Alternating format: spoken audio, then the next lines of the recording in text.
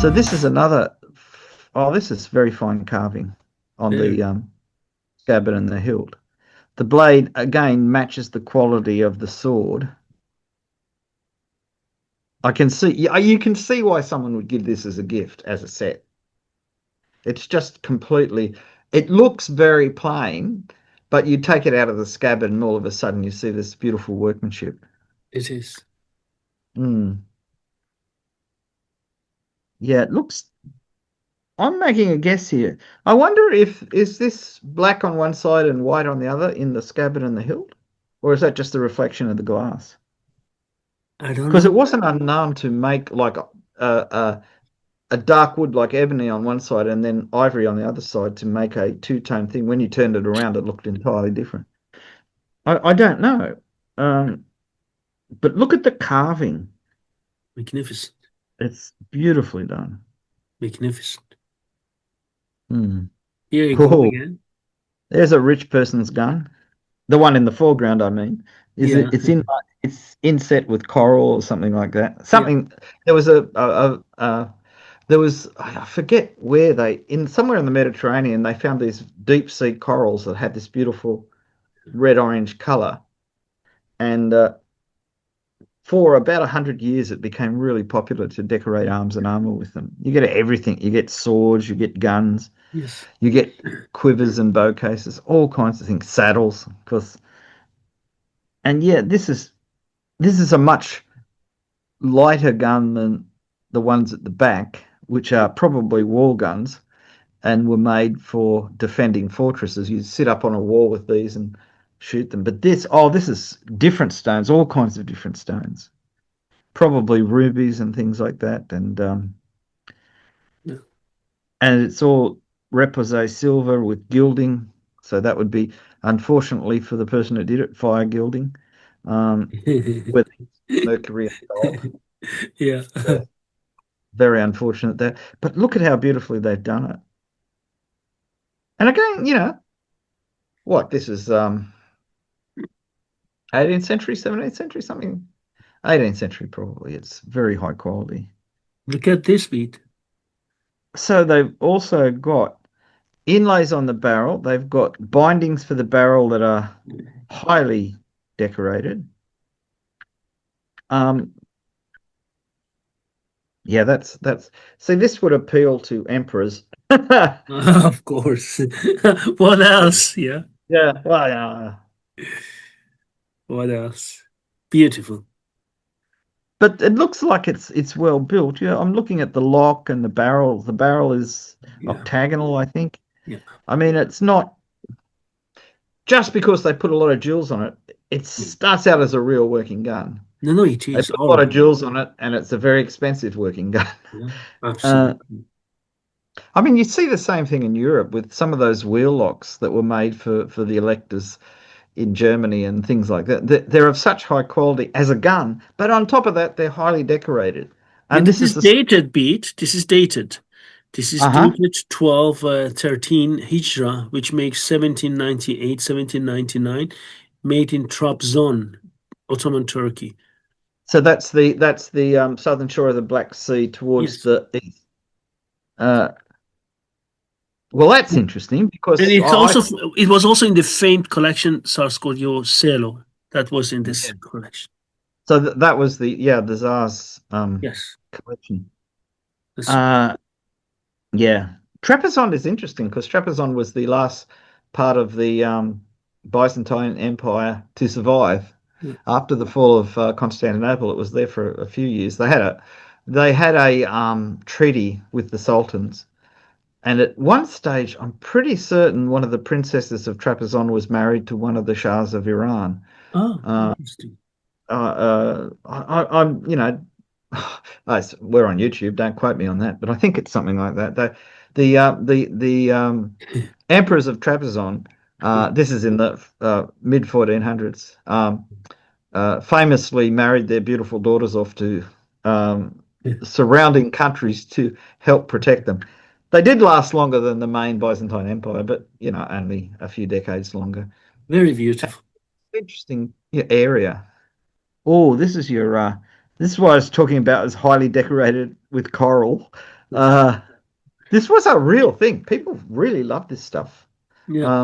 And a lot of weapons like this were given as gifts and ended up in Eastern Europe and even as far west as Germany Yes. um, because they were just pretty. Uh, a lot of the Turkenbeute collections, which were founded on material captured at Vienna, Yeah. they added to them in the century or so afterwards by buying things directly from Iran. Sorry, from Yeah. Ottoman Turkey. They did buy Yes. from Iran, but not as much. Yes. And you can see um, a lot of these things entered collections in that later period Yeah. because they were, they had seen them and they wanted them. Yeah. Um, I mean, that's a very useful sword blade, but it must be very difficult to walk around with that much jewelry on you without bits getting knocked off. Uh, I the mean, the imagine you walk around alone in a very bad neighborhood with such a scabbard. That's not a very good idea, you know? Unless you really knew how to use the sword. Exactly. Unless you know how to use the sword. Yeah. I think, yeah, there would be terrible things happen to you if you assaulted a high pasha or a member of the family. I think I don't think it would be worthwhile, even for the chances of temporary riches. Um, but again, the sword blade itself Yeah. looks quite practical. Yeah. Yeah. Very nice. So they Hmm. all have the same decoration, more or less, right? Look at Yeah, this. Beautiful. yeah.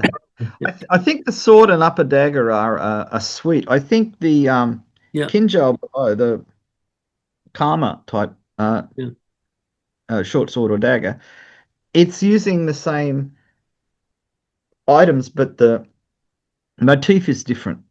It's Yeah. more it's got more white in it. Yeah. There's no I can't see very many turquoises in the Yeah. design. So I think the top two are a suite en suite, so they would be Yes. given together. The bottom one may be a separate gift, Yeah. but it's very nice. Very nice. Extremely nice. Yeah. Get this? Oh yeah. Very nice. Again, that's a really solid sword blade. I see it's got cartouches and inlay Yeah. on the blade. Yeah. It Um, does. See, sometimes older blades were remounted in the more modern style, Yeah. and you kind of see something and you think, oh, it's totally just for show, and then you pull it out and there's a 200-year-old blade in it at the time when it was made that was considered to be an exceptionally good blade for fighting. And that one, the yeoman's almost straight, which is not that common. Well, here we have some fancy things. The Yatan or Yataghan at the back, it's got a really high quality blade. Yeah. The mountings are extremely high quality. Yeah. This is a very high status thing. The dagger in the front, look at the carving on the blade. Unbelievable. How, yeah, that's beautifully done. You see this in Ottoman work. Yeah. I mean, it's not uncommon in Iran or Northern India either, but particularly in Ottoman work, and this dagger is particularly Ottoman looking. Yeah.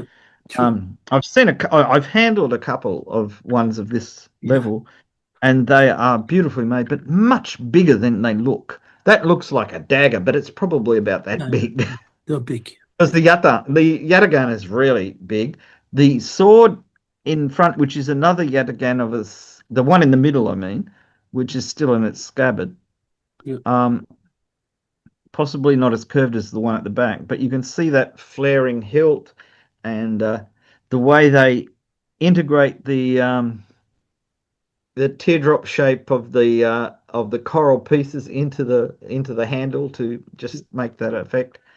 Uh, Possibly a really good non-stick handle, actually, when you think about it.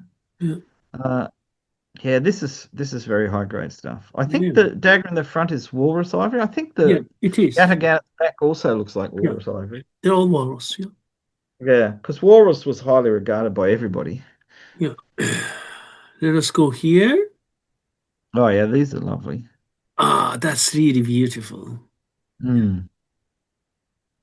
I think the uh, the one with the highly carved blade, yeah, which is the one on the left, which I assume is the close up on the right there. yeah, Um, that looks like a really good blade. yeah, It again, see with these the mountings look 19th century, not because they didn't use mountings like this earlier, but because of the high skill in the repoussé work, the way they've raised the metal up or carved the metal back or however they were made. But sometimes blades in these can be a couple of centuries old because valuable blades were remounted for the next generation. Oh, that's granddad's favourite sword, yeah. but we want something to look more modern when we put in our new uniform or whatever. In Military Museum of Tehran, there are four sorts of Fatali Shah Qajar where they put his mark on it, but they're all early Safavids. You can see the Safavid blades, names, Yeah, and date, and then they put Fatali Shah again on it. There's two dates. One is Safavid period, one is Qajar period. yeah. Yes, The same thing happens in Chinese art. The Qianlong Emperor was famous for putting his seal on yes, paintings he liked. yes. Uh, it's like I was here kind of thing. Yeah, Uh, in the case of Fadali Shah, I mean he must have been a connoisseur of swords because he had a lot of really high quality old very, blades. very high quality blades. Absolutely. And Look at yeah, you this, see, beautiful. Yeah, yeah, really. yeah, and it's got one of those cord based belts for the scabbard. See how simple that design is, Yeah, yet how effective it is. it I is. mean, we. I mean, I've handled a few of the old swords. I own some of the old swords. Yeah. And in the hand, they are really well balanced. Yes. Not balanced like a Western saber, but they've got a balance of their own, and they're Yes. incredibly easy to maneuver. And you don't feel like, oh, my hand is exposed, even though it is. It just feels so nice in the hand. I'm just looking at that scabbard.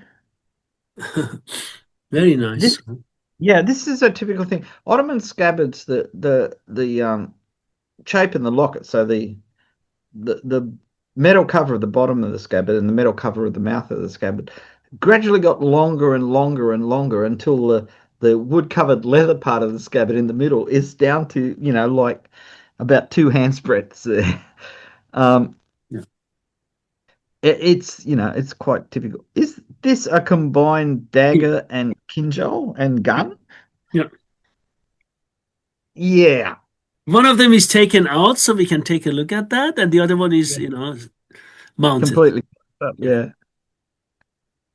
Uh, I'm not sure I'd like to try using one of those, either as a dagger or as a gun. They don't look, they don't, I mean, I don't know. It was a deal. People liked um, the concept of combination weapons. And of course, the idea is that somebody's racing at you, shoot them with the gun, and if it doesn't go off, which And wasn't, you know, Bede, what is very interesting for me, you see these type of combination weapons in Ottoman Turkey, you see it in India, but you don't see it in Iran.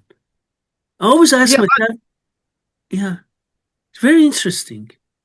I wonder if see, combination weapons were very popular in Europe, and maybe the Ottomans and the Mughals were more influenced by European Oh, yeah, that's right. Because of that. Yeah, complicated yeah, ideas, yeah, yeah, whereas the Ottomans might be, we're just fighting these guys. We're not going to copy it that much. yeah, Uh, in Iran, things were still very mobile right up to the end of the Qajars. yeah, It wasn't. There were lots of cities, yeah, but the court culture and the army were very mobile. yeah. So I wonder if these things, while very pretty, are very elaborate, and you need people to look after them and oil them and make sure everything's working, that maybe they were very good as display pieces. But that would be very heavy, either one. And you've got to think, do you really want to be galloping around the countryside with this big thing stuck in your belt or your sash or whatever? I don't know. Maybe it's an aesthetic thing. Yeah. Maybe in Iran they just didn't think that. Yeah. Look Um, at this, so we can have a closer look. yeah. See, the lock is made beautifully. I mean, it's a fully Beautiful. functional lock. Yeah, yeah, fully functional lock. Yeah, yeah, no I doubt. notice, is it my imagination or is there a trigger guard and a European style trigger? It is. It is. It's down there. Yeah, Yeah. down there. So yeah, so maybe, that's where the European influence comes in. I mean, I can see, I mean, it's quite amazing how they're put together. And the quality of the craftsmanship is high on both of them. Yeah. Um, I think this fascination with mechanical things, like the Qatars where they spring apart to be three Yes. blades. Yes. And there's Qatars that have along the sides two pistol barrels. I You know, mean, I was talking to an Indian. He was so funny. I said, he asked me, "Do you know why these Qatars with the springtime were made?" I said, "No. You stab the guy in his belly completely." And I said, Then you open it so he dies. I said, "Man, if you stab a guy completely with such a blade in his belly, he dies anyhow. You don't need to open it." well, the springs that opened the blades weren't strong enough to do that. The best explanation I've seen is several authors have pointed out that maybe they were used as to catch sword blades Yeah. as a defense. Yeah. Because once you've opened them, they're very difficult to stab anyone with. Yeah. My personal idea is they're just made as a toy Yeah. for warriors because they'd be sitting around drinking tea, and one guy would say, "Look at this, boing," and it goes pop. You impress other people around, right? Yeah, yeah, and afterwards you make up a story for why they're useful. But the real start of it is you just want to impress your friends. I mean, it's like, buying an expensive car or something like Yeah, that. of course. But you've got to have them beautifully made, otherwise that it doesn't work. So here's another Yeah. Kanja-like dagger with a flamberge blade. Yeah. Beautiful. Very highly decorated, strong central rib on the blade too. Yeah. And that yataghan at the back, silver mounted grip, fully silver mounted scabbard. The whole scabbard is covered in silver. The blade is covered in gold Yeah. inlay. I mean, this is again high status, but look at the really smooth curve. I mean, that curve is Beautiful. designed by somebody who knows how to fight with these, Yeah. or for somebody who's specified, I want one curve just like this. Yeah. It's a beautiful curve. Beautiful. Look at this bead. Oh, look at the pattern. Beautiful. Yeah, yeah. I've seen one of my friends had something like this, not flamberge, but an Ottoman dagger of this shape. But we see how strongly concave the facets of the blade are, Yeah. and it's woods. You can see the pattern in Yeah. it, It is. Yeah. and beautiful inlay, Yeah. and exceptionally high quality silver work on the grip and the scabbard. See, this is Ottoman craftsmanship at the top level. Top level. Top level. Yeah, This is magnificent. yeah. Really magnificent. Can't get better than this. Oh, sorry. And Again. here we more of these beautiful. Is it tufeng? Something like that. Yeah. I'm just looking at just how well they're made. Yeah. As I say, this Ottoman style stock, you do see it. It does move east, Yeah. uh, but it's not like a Western stock in the sense that Western stocks have always been flatter. Yeah. These that kind of like eight-sided or however many-sided base to the stock is meant to sit on the shoulder and transfer the shock of the gun. But often the barrels were so heavy that there wasn't too much shot from the gun going off. I'm looking at the silver gilt. Some of those corals are actually carved. Yeah, They're not just cabochon stones. Oh, I mean, coral's not a stone, but yeah, yeah, they are carved. Yeah, yeah, like leaves and things. But look yeah, at the inlay in the barrel itself. I mean, that's really good. magnificent. Yeah, and Wow. the lock is covered in gold decorations. Yeah, it is. This is it's amazing stuff. Okay, just a second, please. Okay, let's move on to the next one. Look at all these nice things here. Oh yeah. So those kind of blunderbussy things, I think the ones at the top are probably either patterned after European ones or European ones that the Ottomans bought and then Let me show it. cleaned up. Read this one, right? Yeah, yeah, yeah. Yeah, That looks very, very Western European. But the Ottomans bought firearms and embellished them, yeah, giving something like this to one of the czars or something. This at the time may have been, the latest thing. yeah. Um, the pistols down the bottom are much in the older style. Um, Again, you see some of them have trigger guards and Western style triggers. Some of them have curved pistol butts, and others have almost straight, slightly angled pistol butts.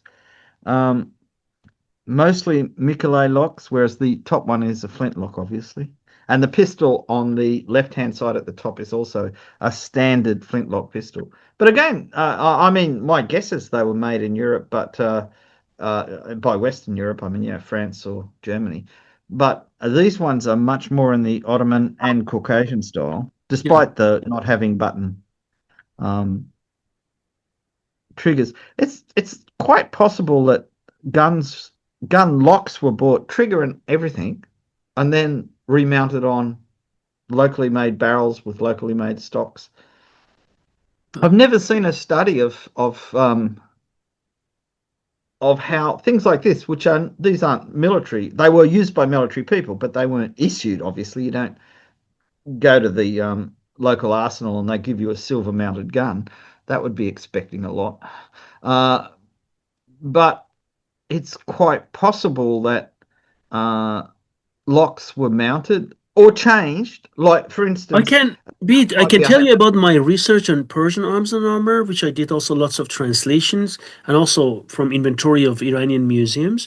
Many of them didn't have a trigger guard, but some of them had trigger guard, and some of them were imported locks from East India Company, and some of yeah, them were Persian-made East Indian Company. And interesting, they put this English lion, but down there they say Amal Ahmad.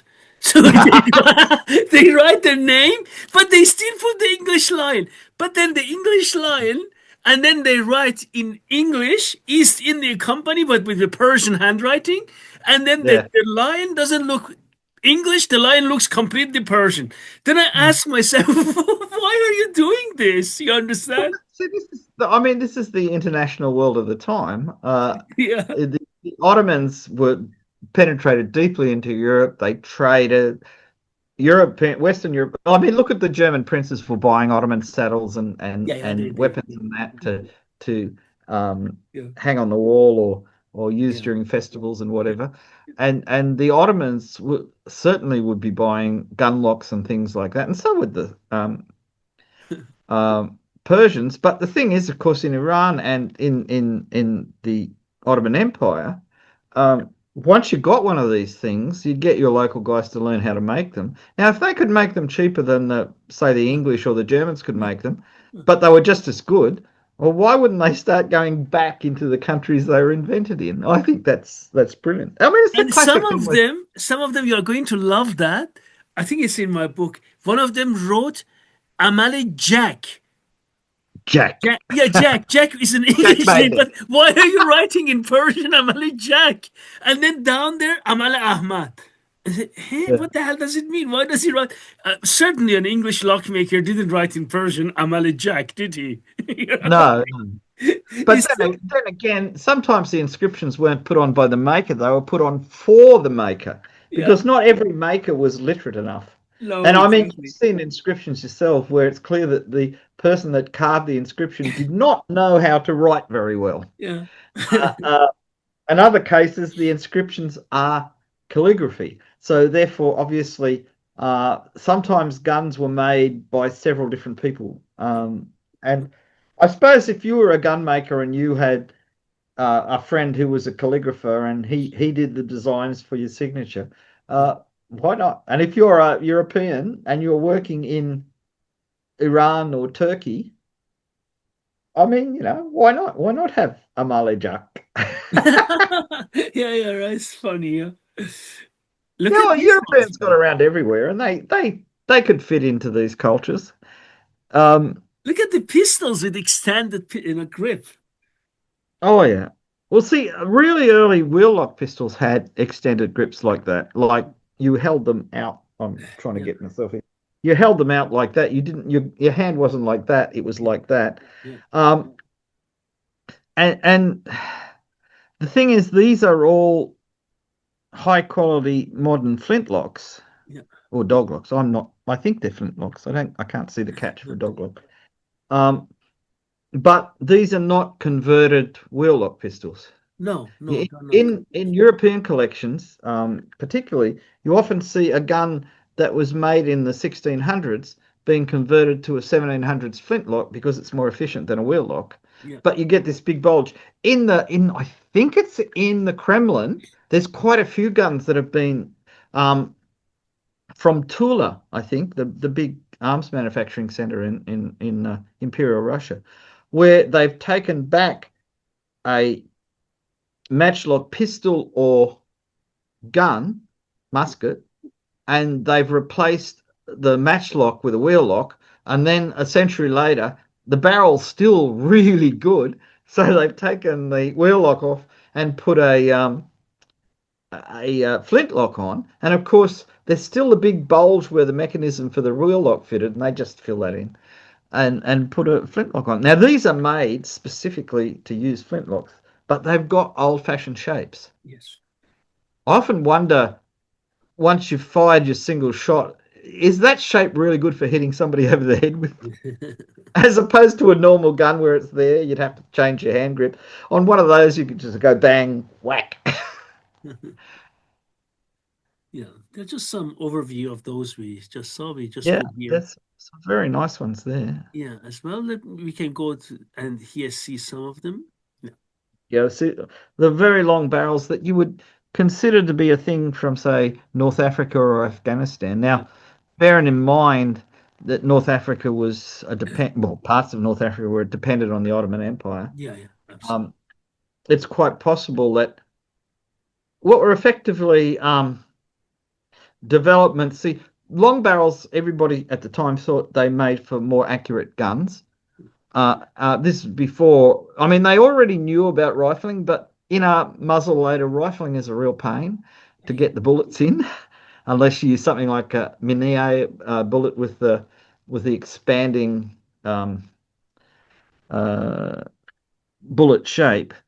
But these very long. I mean, you think of the American Kentucky rifles, which were a rifled version of this. These, I don't know. I don't know if they're rifled or not, Yeah, but their owners would feel that they were particularly accurate. yes, I think there's a Hungarian enthusiast of old firearms who has got quite high levels of accuracy with what we would have considered typically to be not particularly accurate guns. So, I mean, these might be much more accurate than we think they are, but the principle is the long barrel will give a more accurate fight. And essentially, um, it gives the expanding powder longer to push the bullet, so you're hoping for a higher velocity. yeah, Early gunpowders were not as efficient as later gunpowders and modern smokeless powders are even more efficient. Yes. So, these are trying to solve various technical problems, but let's make them really pretty. So that's a very nice sword. Nice. Is that a Persian shaped blade? Yeah, Yeah, more in the Persian than the Turkish shape. Very nicely made though. very. Um, a kind of minimalist hilt and a over the top scabbard. That's really showing off. I'm going to impress you guys. Yeah, that type of Yeah. style.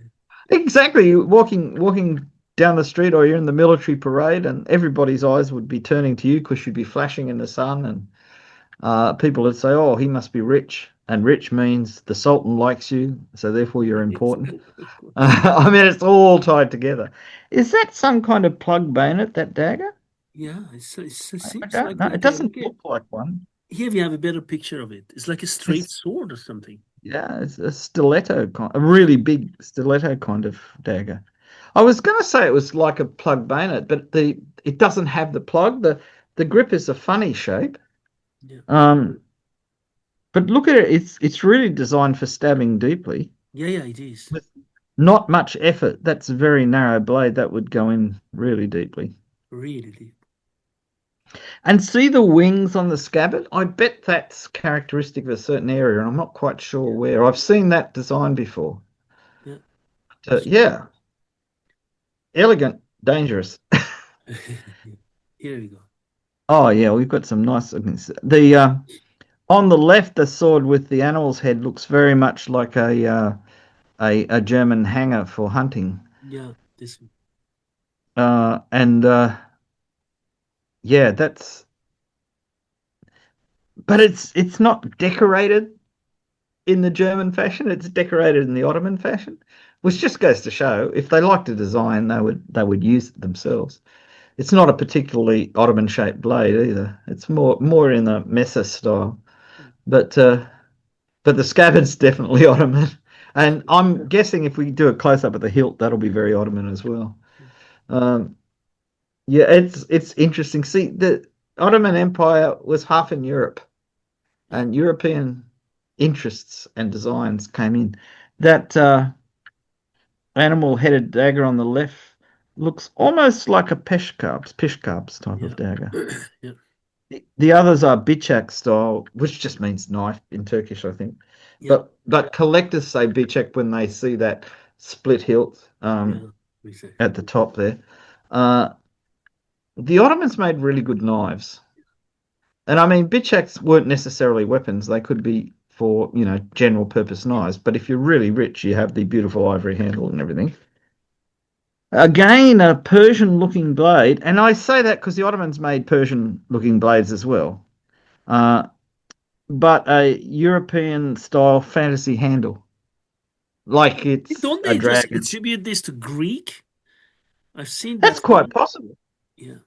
I mean, the That could, handle, I I mean, mean, the handle. we forget that all the different cultures within the empire Yeah, still kept making their own stuff, yeah. or or they modified the basic Ottoman stuff to their own tastes. And the Persian blade looks Greeks never completely stopped making. Persian. You're right.